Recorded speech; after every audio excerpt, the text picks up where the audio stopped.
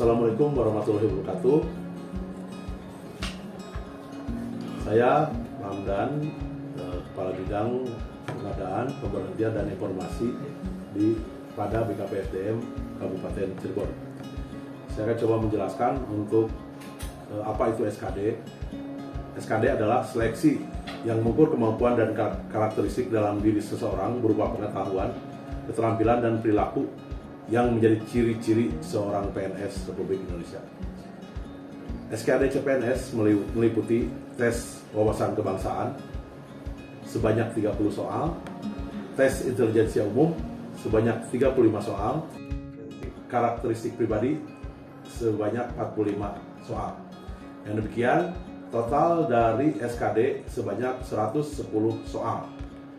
Dan waktu keseluruhan untuk pelaksanaan SKD selama 100 menit untuk formasi umum dan 130 menit untuk pelamar penyandang disabilitas. Dalam tes SKD, para pelamar akan dikenakan nilai ambang batas dengan aturan ketika si pelamar kurang tidak melebihi ambang batas di salah satu jenis tes, maka sang pelamar gagal untuk lulus di tes ASN. Berapa nilai ambang batas SKD untuk pelamar formasi umum?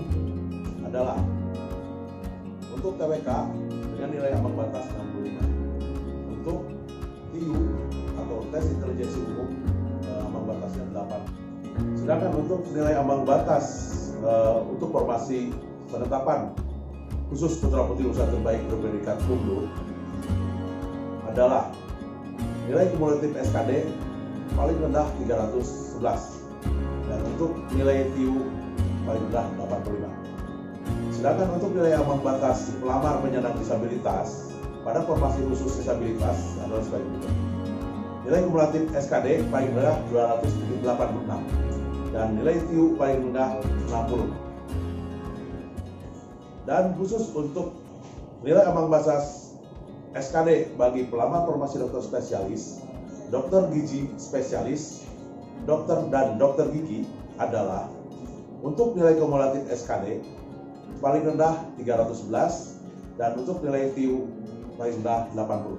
Baik, untuk teman-teman P3K non guru yang sama akan dilaksanakan di Kabupaten Cirebon juga sebanyak 90 formasi. Ada perbedaan dari segi penilaiannya. Untuk seleksi kompetensi non guru meliputi 1. Seleksi kompetensi teknis sebanyak 90 soal, seleksi kompetensi manajerial sebanyak 25 soal, dan seleksi kompetensi sosiokultural 20 soal, serta ada 1 tes wawancara sebanyak 10 soal. Sehingga total keseluruhan seleksi kompetensi P3K non guru sebanyak 130 menit dan untuk menyelesaikan jumlah 145 soal. Berapakah nilai ambang batas untuk seleksi P3K non guru?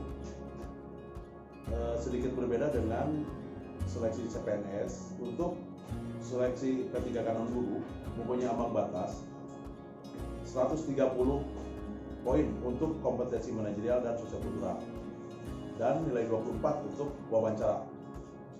Sedangkan untuk nilai seleksi kompetensi teknis ini akan tergantung dari jenis formasi masing-masing P3K. Untuk ahli pertama administrator kesehatan, epidemiologi kesehatan, dan ahli pertama penyuluh kesehatan masyarakat mempunyai nilai ambang batas 248.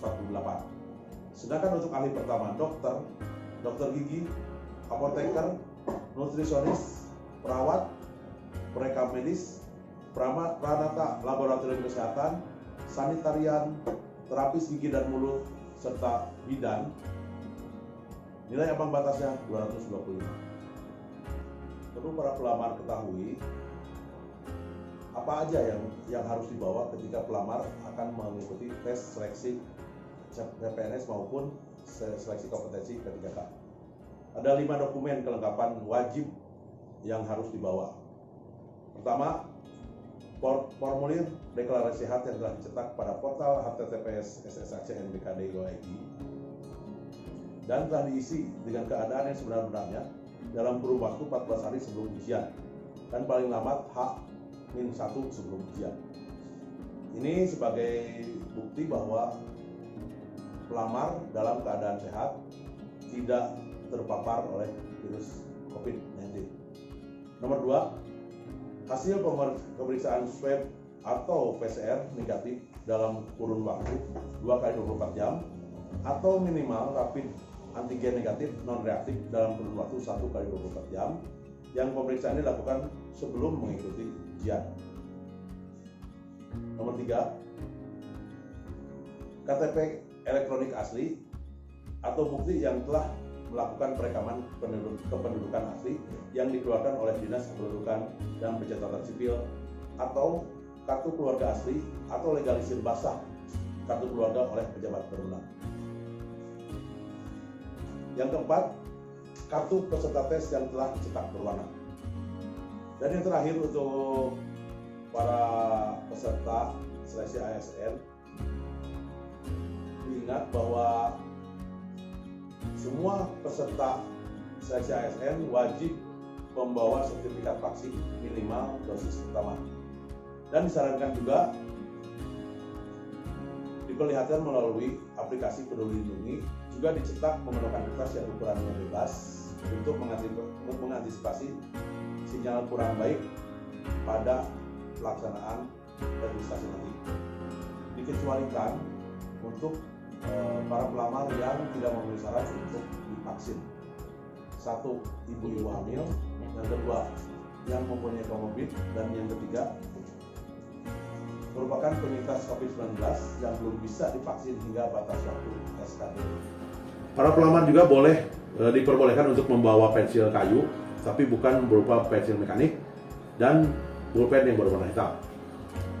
Selanjutnya, tata tertib apa yang harus dipatuhi oleh para pelamar selama mengikuti ujian?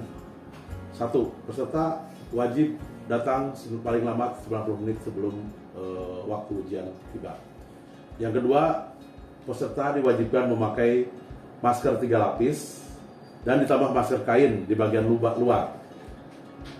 Pengertian masker 3 lapis bukanlah masker 3 buah yang bertumpuk, tetapi satu masker yang terdiri dari 3 helai ditambahkan dengan masker kain. Selanjutnya, diharapkan para peserta untuk melaksanakan prokes yang ketat, jaga jarak minimal 1 meter, cuci tangan dengan sabun atau hand sanitizer. Selanjutnya, untuk penggunaan pakaian, untuk laki-laki menggunakan pakaian kemeja putih polos tangan panjang dan celana panjang berwarna hitam atau biru tua. Untuk perempuan, berkemeja putih polos tangan panjang, celana atau rok berwarna gelap. Khusus yang berjilbab, menggunakan jilbab polos dengan warna yang tidak ditentukan. Dan untuk mereka yang tidak berjilbab dan berambut panjang, agar diikat dengan rapih tanpa aksesoris bermahar metal. Para peserta diharapkan memakai pakaian sopan dan mengenakan sepatu berwarna gelap.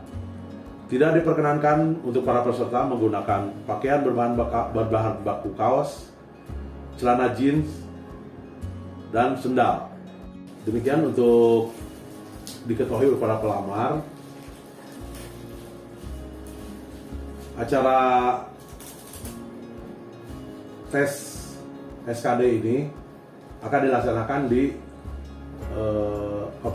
Convention Hall Universitas Muhammadiyah Cirebon. Lokasi dari Convention Hall UMC itu berada di Jalan Fathahillah yang merupakan jalan yang cukup tinggi volume lalu lintasnya. Jadi diharapkan untuk para peserta meminimalisir untuk membawa kendaraan pribadi agar mengurangi kemacetan dan kerumunan pada saat pelaksanaan tes SKD. Terima kasih. Itu saja yang bisa saya sampaikan. Semoga semua pelamar akan mendapatkan hasil yang maksimal Dan sekali lagi, percayakan kepada kemampuan diri sendiri dan percayakan kepada sistem yang akan dilaksanakan oleh panitia seleksi nasional maupun daerah. Terima kasih. Jangan pernah percaya kepada janji-janji dari pihak manapun yang bisa membantu untuk meluluskan saudara. Percayakan kepada kemampuan saudara sendiri. Terima kasih. Wassalamualaikum warahmatullahi wabarakatuh.